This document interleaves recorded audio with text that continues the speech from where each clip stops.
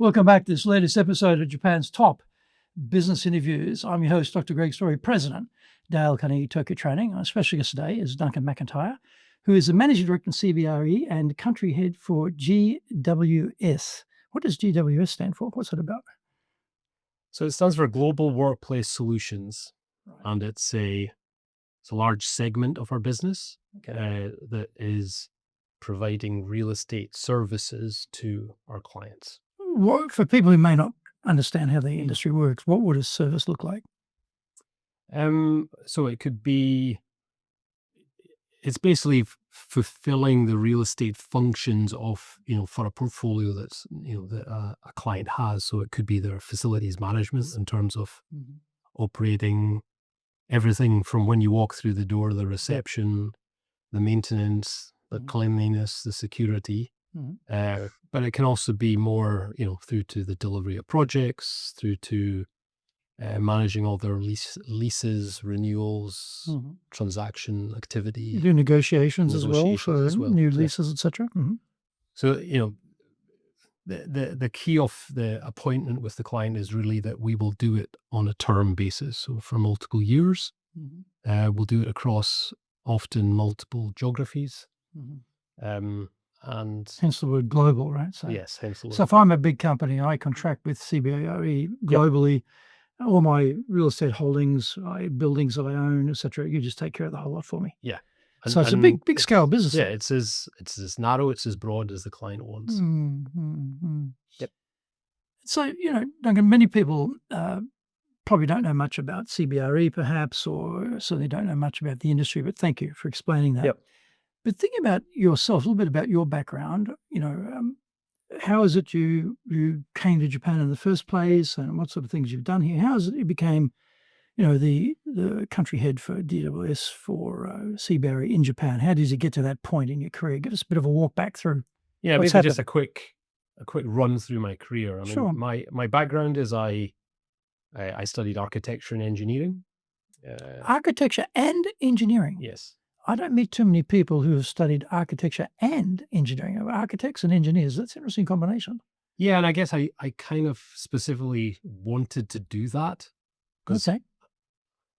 I'm comfortable with science and maths, but I also enjoy design. And for me, it was a way of balancing, both. We've got a bit of a Renaissance man on our hands here. That's very good, but that's unusual now, because normally I meet people who are very logical, mathematical, love engineering, problem solving, and then other people in the creative side of things. It's not often you get a mix. Yeah, and I think, and maybe as I talk through the rest of my career, I think that's probably influenced some of the decisions, that And where did you do your studies originally? So I studied in Glasgow, in Scotland, and then. But that's interesting, because I don't think there's any faculty in the world which is a faculty of architecture and engineering in the one group. You actually two separate faculties normally, right? Correct, and I did classes in both. Simultaneously, yeah. Wow! So they allowed you to create a degree. Basically, you created your own degree. Yeah, it was basically it allowed us to take classes from both faculties, and then. Well, that's very flexible. Yeah, actually, on the university's part, because normally it's like you're doing architecture, the architecture faculty, you're doing engineering faculty. You're not sort of bridging both. That's quite progressive. So I guess that led me to my first job employment. I joined a consultant in the UK called Arup. Famous company. And one who specifically played on this kind of blending of architecture and engineering as, kind of the ethos of the company. So it very much was a continuation of where I started in my degree. So I worked with them in London. And now this is interesting.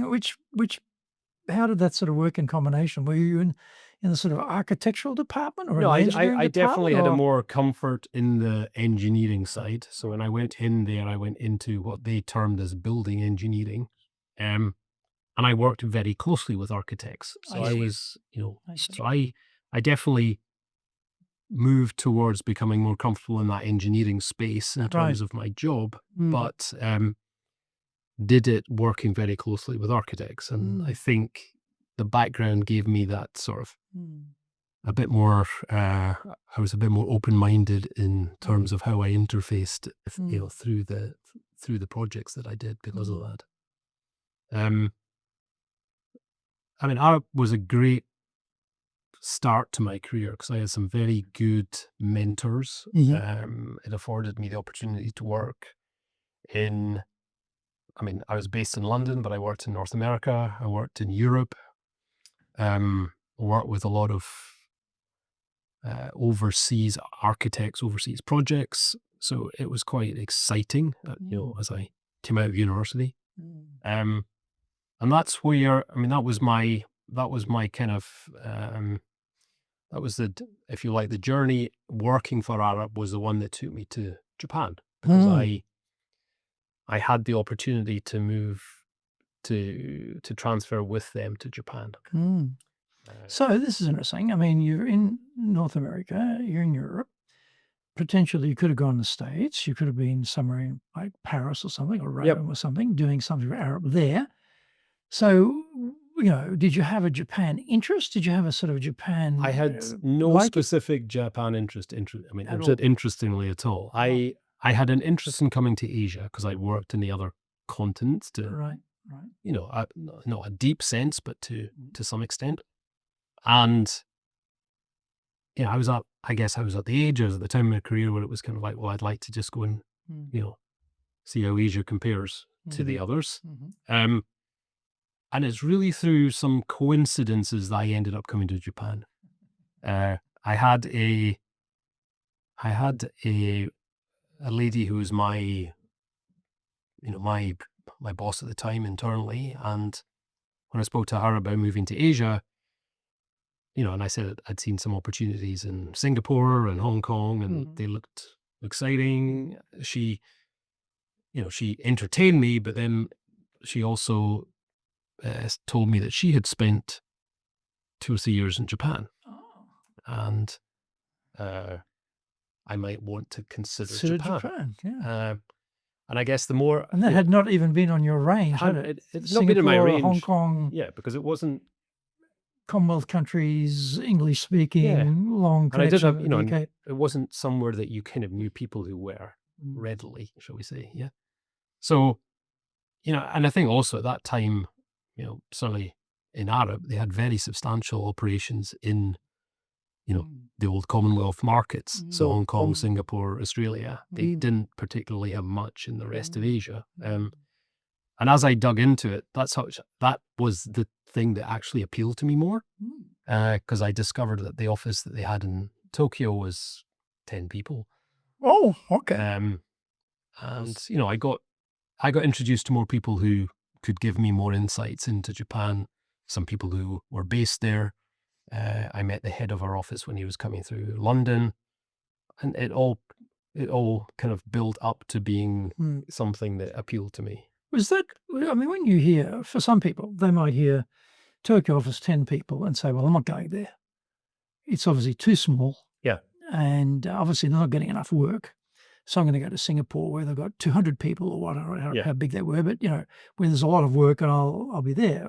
So what, you weren't scared off by the small size of the office? It appealed to me at the time, I'll be honest. And maybe because I'd been in, I'd worked in London, I'd worked in LA, I'd worked over in Germany, big offices, big organization. And then I think I figured, okay, it's going to test me differently.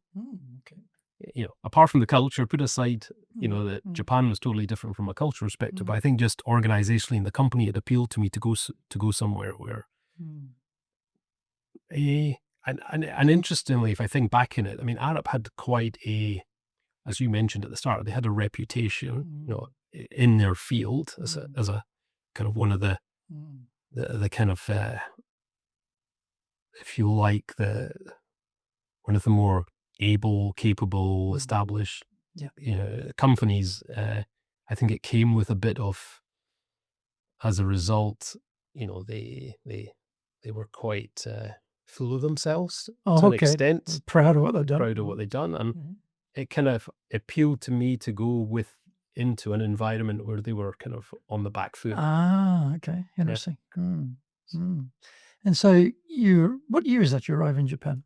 I came to Japan in 1999. Oh, right at the end of the bubble. right at the end of the bubble. Right at the end of the bubble, right? So big changes in Japan, actually. And so how long did you spend with Arup in Japan in the office here in So I Tokyo? spent another 7 years, about another Okay. 7 years with them. Okay. And I sort of, after I came and I kind of established myself in the office here, I pivoted in my career to become a project manager. So I changed from being a designer to being a project manager. Why And do that? I mean, some of it was a bit just the opportunities that came along. Oh, You know, and because I was somebody who was, you know, had more international experience in the office, then I could more readily pivot into doing that role. And it was a lot of the clients were overseas clients. right. So for the Japanese team, that was quite a stretch for them to try. It was and a have to stretch, and deal with that way. also, but again, I think coming back to that, my original background education, I was more of I had this kind of better general view because I'd studied more broadly than a lot of the others. A lot of the others in the office were very technically sound and very technically capable, but not necessarily comfortable going outside of that space. And You have more of a holistic I had a much appreciation for what's going on with the business and the project, I guess. Exactly. I mean, exactly the holistic sort of background I'd had, kind of. And also the way we'd worked. I would say the way we'd worked in Europe was also quite holistic. Whereas when I came to Japan, I realized here it was still quite hierarchical, relatively speaking. You became the sort of Swiss Army knife for the Japan office of the guy who can do many things. So I pivoted into doing project management, and you know, doing project management of new construction projects, which was fascinating. Actually. And then what happens after Arup? So I was doing that with Arup, and I got approached by Citibank because I'd been active doing project management. They were looking for somebody to join their organization at that time, to come in and run real estate projects for them. And it was I think I'd probably, in terms of the role I had at Arup at that time, I built a team of people. I built a team of, I don't recall, but maybe less than 10 people doing projects. And, I felt it was a good time for a change. And so how long were you at Citi? Then I was at Citi for 14 years between Japan and Hong Kong. Okay. 50-50. Because they had that run-in with the FSA, the financial services agencies, I remember, and they got actually zapped and taken out of private banking, and then gradually the whole thing wound down and they basically disappeared from the whole country. Eventually it was just a disaster. So you were there probably before any of that happened, I guess. Well, I was there when they still had a substantial presence in the market here. They had a retail bank, they had consumer lending, they had credit cards, they had a big interest in, they had a JV with Nikko Cordial, so Nikko Citi Group. Well, Yashiro-san, who was at Citi, came to Shinsei Bank. When I joined, he was there as a president, and so the place was stacked full of Citi people. I mean, he just brought a whole crew with him, to run this new bank. So I observed Citi from the outside, but also a lot of colleagues. And I think there's a lot of people who, myself included, who worked in Citi who are still, operating in the market, but have moved on to different roles. But it was a big organization. A big organization, huge organization. Powerful. And I joined, we went through, pre-financial crisis, we went through the acquisition of Nikko Cordial. So, one of the roles I had was getting involved in the whole kind of due diligence and integration. And then literally 18 months later, we were divesting it all because you decamped to Hong Kong by that time, I suppose. No, I was still you were here for that too? I was still here for that. And then we had there's a lot of investment put back into Japan, subsequently into the retail business for a number of years. So why go to Hong Kong? What was the attraction? So I guess my role with Citi evolved. I was quite Japan focused. Then as Japan downsized, my role was covering North Asia. All right. And we had a large investment in Hong Kong to purchase and build out a new head office, which I got put in charge of. That had me traveling to Hong Kong regularly, and then I subsequently took a role to look after their real estate based in Hong Kong. And you decided not to. Well, actually, originally you were thinking about Singapore or Hong Kong, so you tick the box on Tick the box Japan on Hong Kong. and Hong Kong. So at what stage did you come back to Japan? So I've been back now for 3.5 years. Right. So why come back? Why not stay in Hong Kong? I guess, personal reasons. My partner's Japanese. My kids are all born here. We were in Hong Kong for a period, but I think we felt as a family we wanted to come back to Tokyo. And I think also in the last, if you look back 3-5 years ago, Hong Kong itself has changed quite a bit. Hong Kong has changed. I was through the amount of, through the kind of all the political, all the demonstrations and the protests, and then subsequently got when crushed. COVID came in, they locked down in a much more severe way, strict and severe way. So I think I enjoyed being there, but at the same time, it's nice to come back home to Japan in a way. So if we think back through your career, because you've worked in many countries and you've had big roles, and we think about your leadership experiences, and we're particularly looking at it through the lens of your experiences leading in Japan, but that can also be informed by comparative leading experiences somewhere else that influence how you lead here.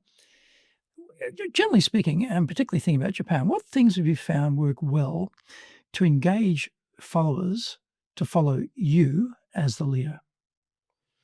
So, I think my leadership, I think my roles doing project management were probably what brought me into, changing from being somebody who was just individually contributing in a team to being somebody who was responsible for, some more directly than others, but groups of people, in terms of delivering a project. And then what I learned there, I've kind of taken into actual roles where I'm managing directly bigger teams. I think, having to deliver projects in Japan was a very good learning ground for me in terms of operating in Japan. I think a few things I would say, one is sort of being consistent, so people trust you to, and you have to demonstrate that through your actions, being consistently there, being consistent in what you're expecting of people. I think also demonstrating that you're part of the team and you're doing your bit. You're not, you're willing to invest your time and effort. Roll up the sleeves yourself and lead from the front. So I think I always felt, through my experience running projects, people would kind of observe and sort of give you some time to prove yourself before I then felt that they were, they moved away from the sort of engaging with you because there was formally an occasion to do it to actually from having a more collaborative working. Going from compliance, saluting the hierarchy, to actually being actively working together and team, the other thing in Japan is you achieve much more once you get out of that formal environment where you turn up and face off against each other to when you start.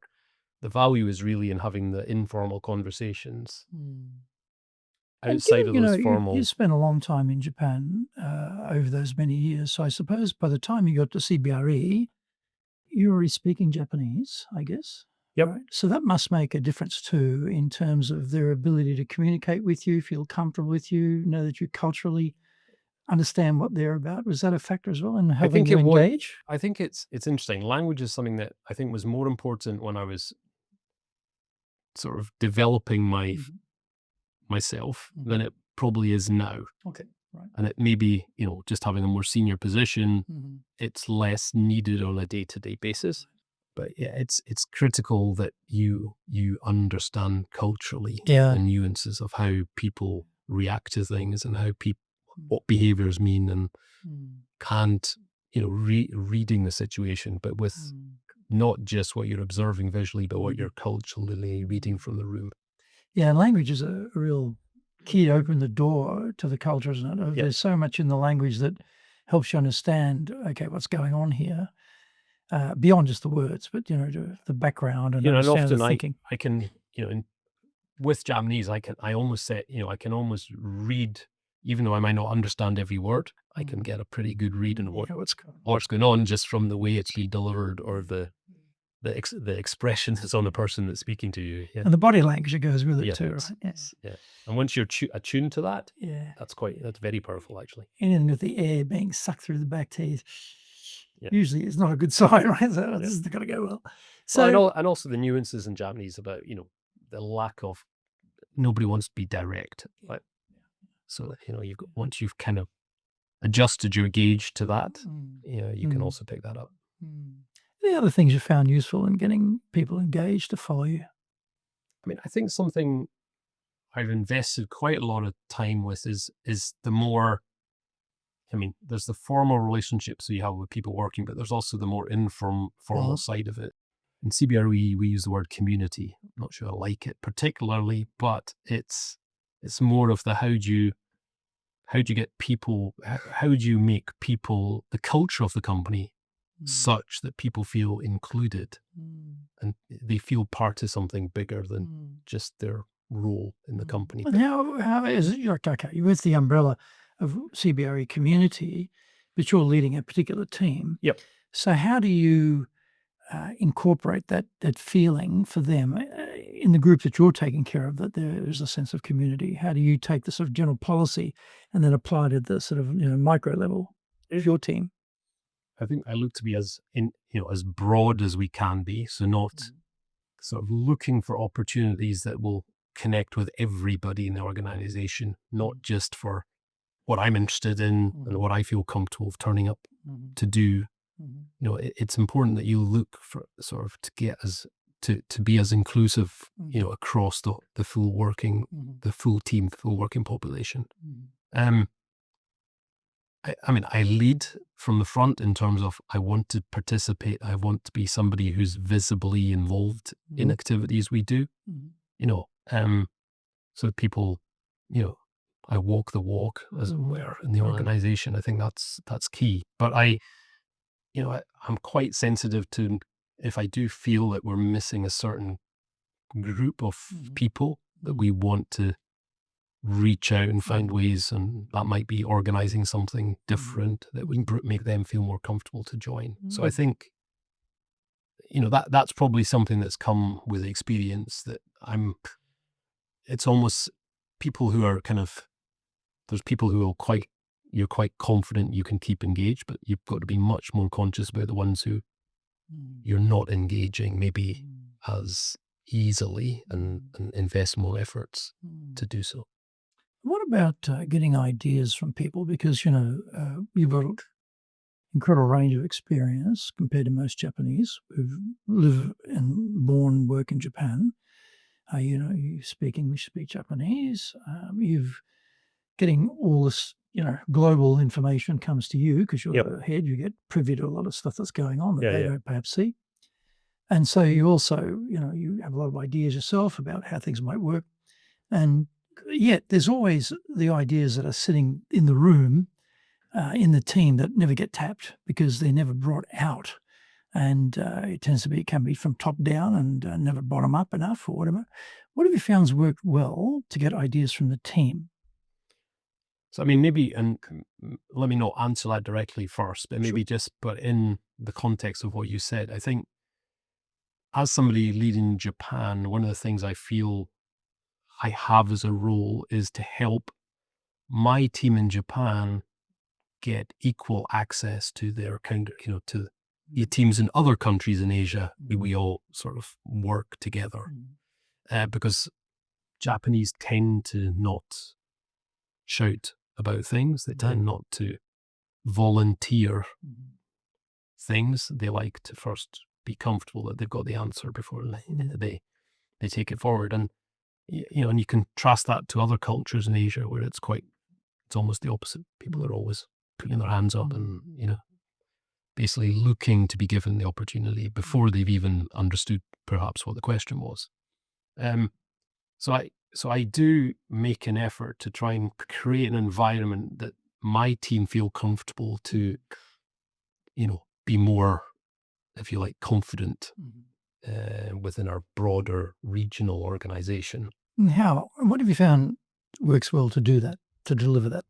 I don't think there's any special sauce as such, but I think you've got to kind of make it a safe space for people to speak up. I think because that helps over time build confidence. I think you've got to give positive feedback to people when they do, contribute something that's valuable. So I do make it a point of, if people are doing something that gets recognized, of making sure that gets communicated more broadly in the team, that we do call out, good performance or, good ideas or, contributions.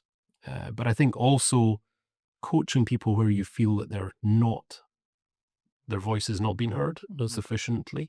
So trying to bring them, so if you're in a meeting, someone's not speaking, inviting, finding a way to invite them to contribute into the meeting.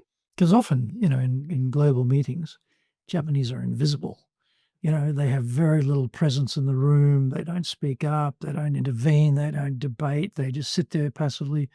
And then, they do everything after the meeting, informally perhaps, but the actual people who are on the call from around the globe, they don't get that. They're thinking, Japanese are not engaged. They don't know. In some regards, I feel kind of responsible to try and help counter that, if you like.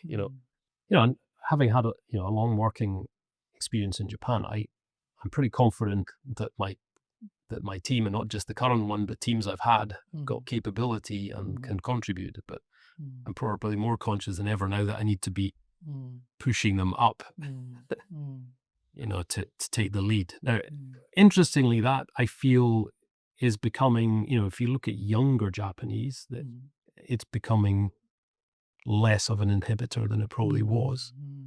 And obviously, if they come in and work in let's say it's a foreign company, but it's a non-Japanese or an environment that is less traditionally Japanese, and they go through their career in that environment, I think they're more comfortable, standing out.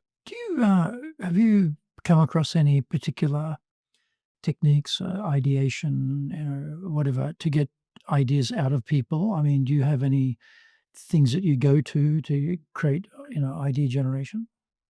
I mean, we've done it through, I've done it not just in Japan, but, in other markets as well, where we kind of do a lot more of kind of lessons learned or sort of reviewing how things went and talking through successes and areas that could be improved. Because it's and I found in Japan that can work quite well because it's more a kind of learning session than it is putting somebody under the spotlight to make decisions in the, when things are on track or running, and that's less, that's not about putting them in a position where they can make a mistake. That's more about reviewing afterwards. So that's a bit less, it's a bit more indirect.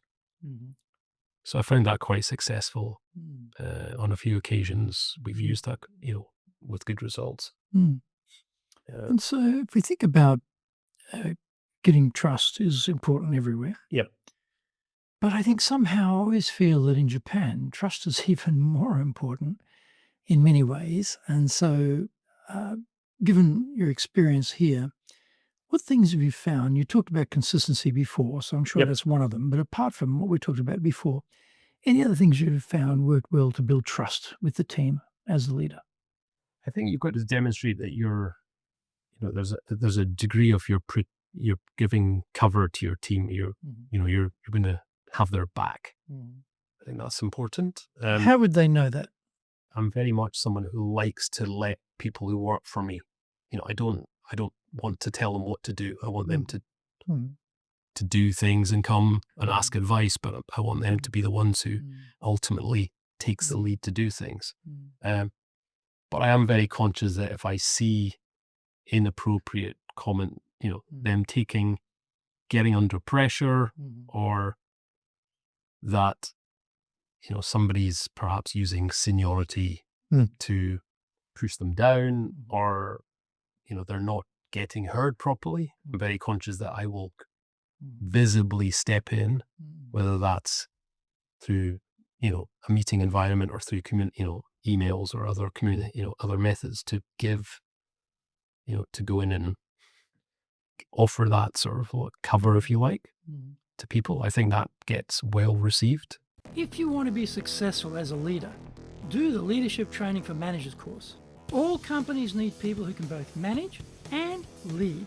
Leading people screams out for real skills in communication, dealing with all different types of people, being excellent at innovation, planning, delegation, handling mistakes, doing performance reviews really well, and inspiring and motivating the team. Do the Leadership Training for Managers course now in either Japanese or English. Leading is easy. Getting people to follow is the hard part. That is a great quote from Yogi Berra. Surprisingly, despite the complexities of leading here in Japan, everyone has to work it out by themselves. Foreign leaders want practical, applicable, expert advice. This is now available for the first time in history. Grab your copy of Japan Leadership Mastery on Amazon today and avoid the mystery, trial and error, especially the errors. So thinking about difficult conversations, if someone's pulling rank, or, they're not maybe being a collaborator in the best sense that you wanted, maybe not allowing people to speak up or whatever it might be. Yep. And you've got to go and sort those people out. What have you found works well to do that? I'm probably more direct about this than I used to be. No, okay. Well, explain why. Why is So, that? Is this because you're getting older and grumpier? older and wiser. Short temper? No, but I think through, I think trying to go around things, I think experience has taught me doesn't make it any quicker or any easier. Right. So in some senses, it's better just to, if you like, nip it in the bud. Right. So I think I'm much, and I have similar situations, particularly now in my current role, actually with clients. So the other dynamic is, I've got people working for clients, but if I don't think the environment that they're working in or the expectations that are being put on them are fair, sometimes we have to, go and have a conversation with a client and call that out. And, I'd say that for that now, I'm quite confident or quite comfortable to just be quite direct and explain. Because I'm very much of the view that, we got to, to get a good outcome, you got to work as a team, you got to work together. You got to find what's mutually going to, deliver the right result. So if there's any situation where you're working against each other or you're deliberately preventing that from happening, that can be very corrosive very quickly. And in that sense, I mean, it's a difficult conversation to have. So how do you approach that? Are you straight to the point and say, look, I've observed this behavior, it's not acceptable in CBRE, and I'm expecting you to I think it follow depends how on we the do things nature. here? I mean, if it's to the point of, it's,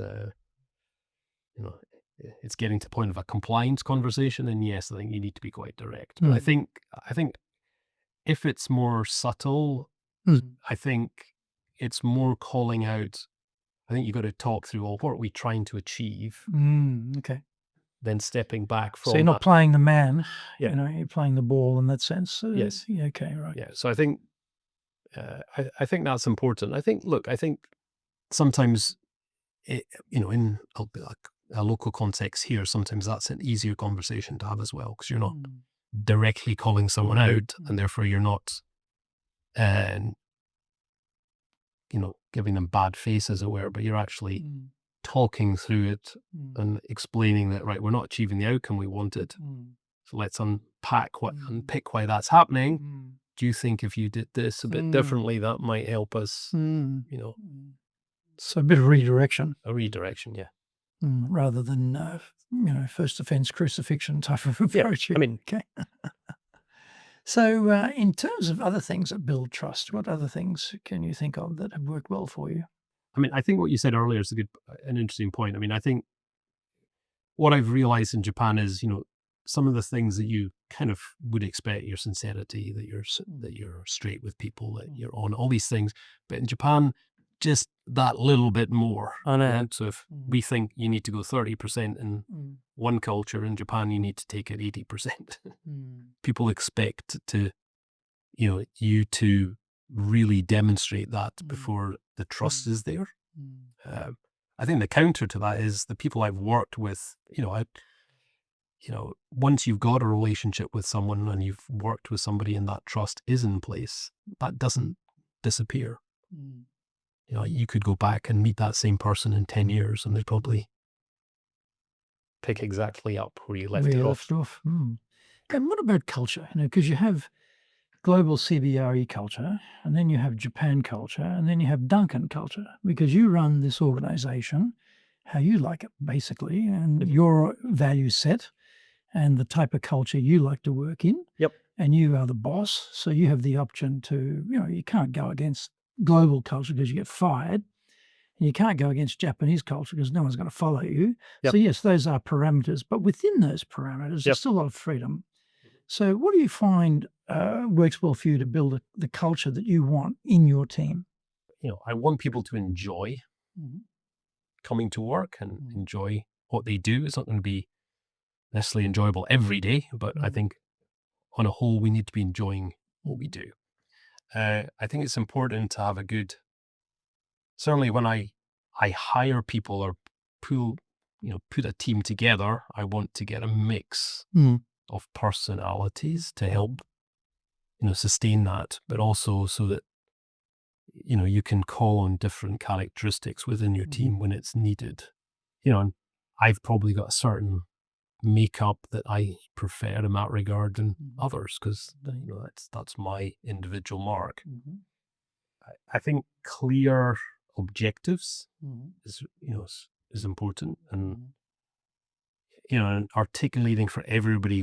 You might have a key objective, but how that actually articulates itself to individuals, what are they contributing to their piece in the puzzle, if you like, to get to those objectives. That's important, isn't it? Because sometimes people can feel isolated or disconnected from the goals. Like the goals of the sort of company goals are up here. I'm just a small cog on the wheel down here. Yeah. And what I'm doing isn't really making any particular difference anywhere. So I just sort of do my job and go home. I'm not motivated. I'm not engaged. I'm not feeling the Well, and I think the you juice. pick up there, or you just kind of, I would just reflect as you were talking there. I mean, I think another thing I do focus on is ensuring that everybody in the team feels equally important, because you've got some roles are much more involved in the day-to-day operation of the business. Some roles are, if you look at somebody who does finance or somebody who does, I don't know, health and safety, they can be much more in their own space to some extent, and how they.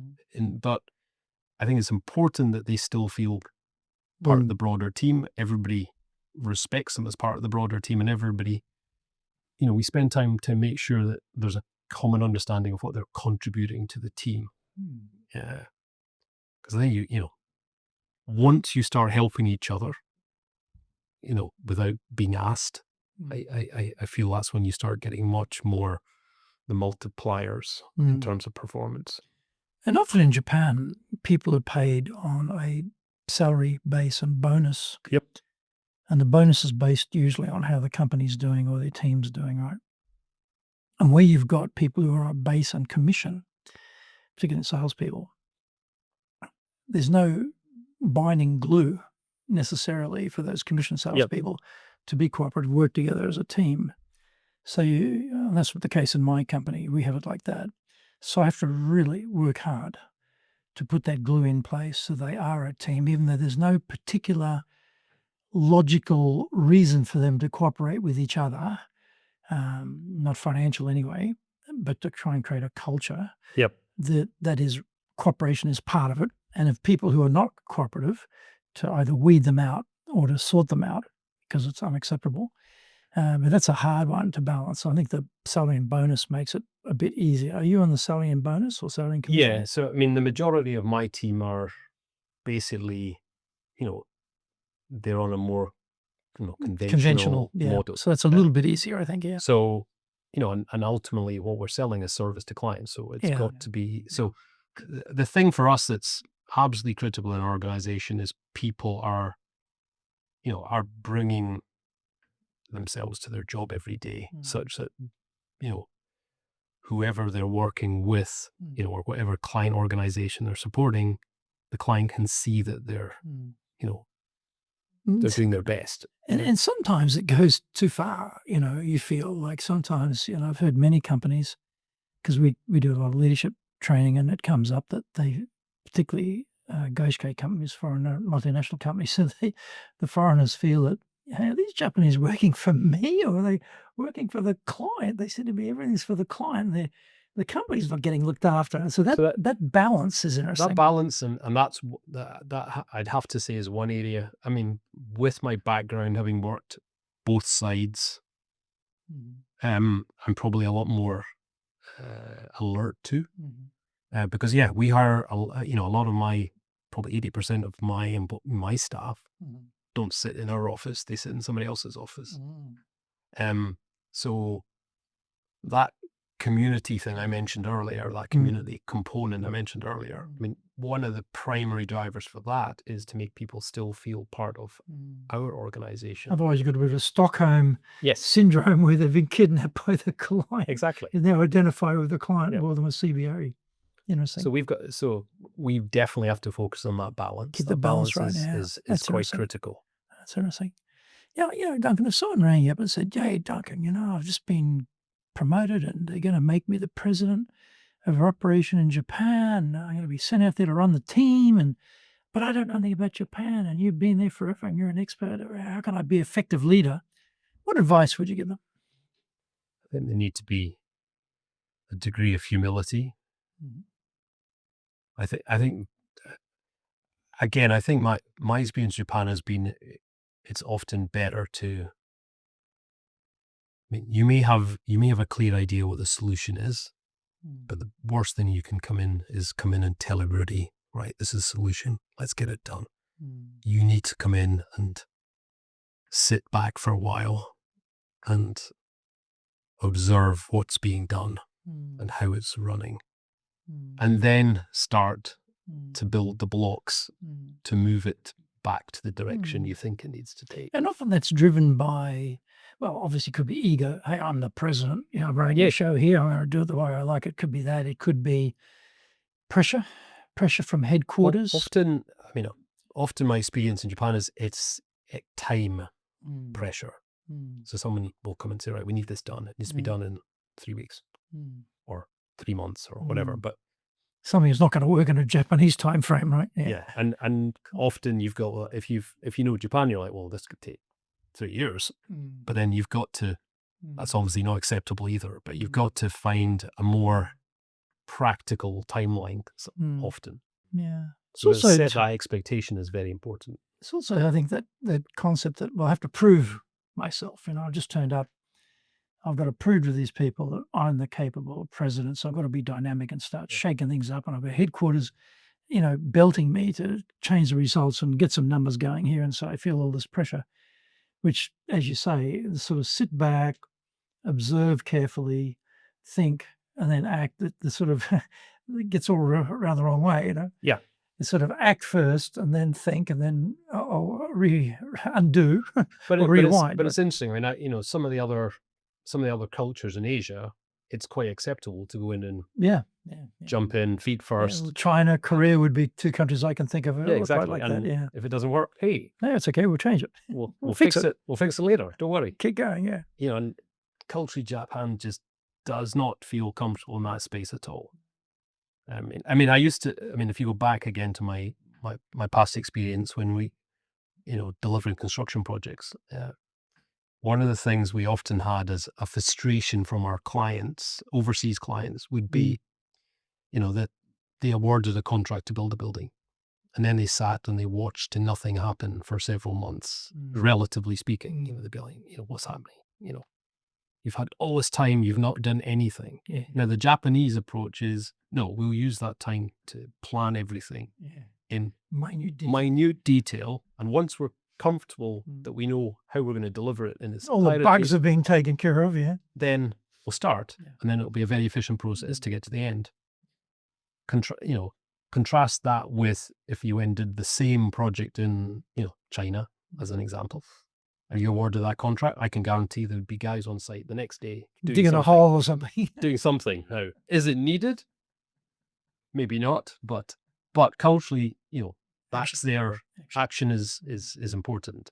Yeah. So yeah, that used to amuse me. Anything else for advice for the newbie who's being sent out here to run the company? I think one thing is that, you've got to encourage your staff to speak out, and that's something that they're not naturally inclined to do.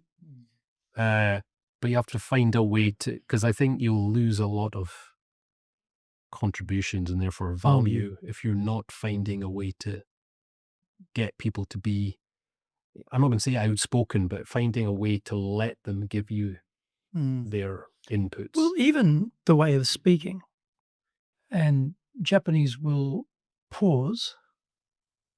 Usually it's going from English into Japanese, so they're translating it. Yeah. And on top of that, they're thinking carefully. Yep.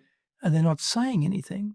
And so the edgy foreigner sitting there thinking they didn't say anything. So then they add some other complexity to what they've just asked for. They get impatient. Get impatient. They jump in, they break their line of thought or push them for an answer or something, and they're not quite ready yet. So I think that sensitivity to ask something and then just shut up. Don't speak. Let them come back to you. That is something that probably it's not in the handbook when they get on the plane. And it also plays to, even before you get into a conversation with someone, giving people kind of sometimes insight in what you're going to be talking about before they turn up. Warning, to have the conversation. Be ready for this. Can be, that has pros and cons in my experience, but I think there's times to use that. What about language? Do you think incoming leader should learn Japanese? I think demonstrating that you've taken the effort to learn the language gets very well received. I don't think they ever expect you to be a linguist necessarily, but I think if you're willing to learn it, and I don't think you have to be the best, honestly, but I think that Japan is always a culture where showing effort is in itself important. So I think, I definitely say yes, you should make an effort. I don't, as is it, I think how far you take it, that's... One of the things I've often found is that the new person comes in, they look around and they think, this doesn't look right, because they're coming from a Western background or a headquarter background where it's run differently, different culture. So looking at things, and this doesn't quite look right to me, And then when they push people on why do we do it that way, and that doesn't seem to be right either. And then at a point in time, hopefully sooner rather than later, they talk to the clients. And that's when they discover why the Japanese staff are so ardently defending this procedure or way of doing things in resistance to the new boss's wishes, because that's very, very important to the business and the client, but they have no knowledge of that because they're coming from a Western viewpoint. So I think I often find get the new boss in front of clients as soon as possible and hear from them what they want and what they're thinking. Then you'll appreciate I think also that kind of the storyline behind why things are being done in a certain way is a very important it's important to invest your time to understand, not just question why we're doing something, but just talk me through what leads us to doing it this way. So that going outside of the actual process itself, but what are the sources of information, or what's the desired outcome? How does it work as part of the overall process? That's actually very important, because Japan culturally likes things to be consistent, right? Yep. So they like to have the comfort, the security of a process to follow. And sometimes what you're responsible for is 10 or 20% of the overall process that's fitting into. So if you don't step back and understand that context, you're never going to change this little bit. I think also there's another common thing is too much sort of drowning man, drowning woman reliance on English speakers when you don't speak Japanese. And so you find someone, it's your interpreter, usually bad choice for business advice, great choice for language translation, but bad choice for any advice on what you should be doing, bad choice. But often people go to that person because they speak English. Or the English speakers in the company who you feel comfortable with because you can communicate, but actually they have no real power internally. They have no influence internally. And, you're giving them too much credence and you're not really listening or finding out who the key people are. That is a bit of a mirage too, which you can easily fall into when you don't speak Japanese.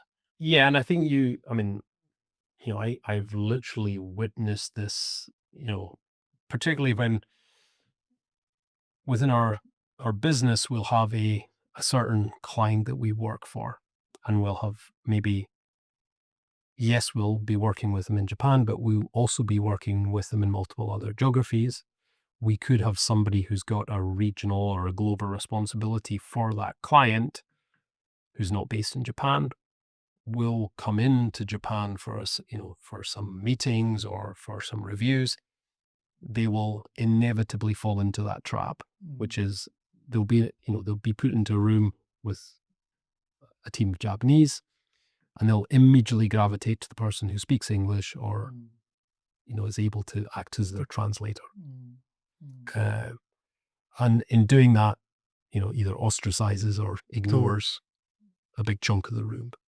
And that's something, not just myself, but my broader sort of management team often have to pull people back and say, this is not working. You need to,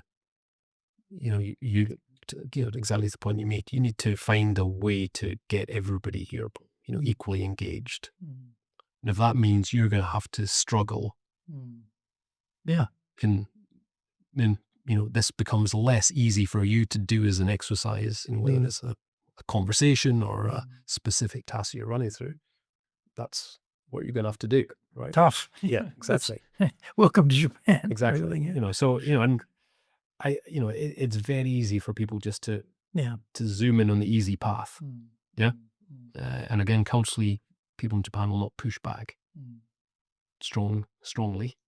They might behind the scenes push back, but but they won't necessarily visibly push back. Yeah. What about your definition of leadership? What's your definition of leadership? How do you think about it? For me, more and more, it's about, providing the support to people to be successful. So being there to create the right environment for them to be able to then successfully deliver in their roles.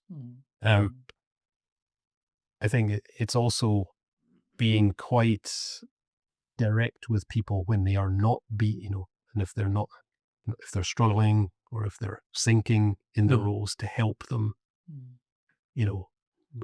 recover, or, recognizing that maybe it isn't the right role for them, and looking to see how you can, help them pivot to something else. So for me, it's about creating the right environment for people that they can be successful, and also they feel they want to remain, There's probably going to be multiple environments, aren't there? Because different people have different needs. So it's not like one size fits all. It's going to be an environment that's broad enough to encompass what most people need, I guess. Yeah. And I mean, you're right. You're not, everybody's got their own personality, right? So, and their own comfort, their own preferences and views, but you've got to some extent, find that common ground that works for everybody, and then equally let people have a degree of, you don't want people to become sort of unified to the point that they lose who they are. But I do think, I don't want to dictate to people. I want them to be guided. I want them to feel comfortable, and I want them to grow within the organization. Well, on that note, thank you, Duncan. This has been great. Thank you. So please join us again for our next episode of Japan's top business interviews.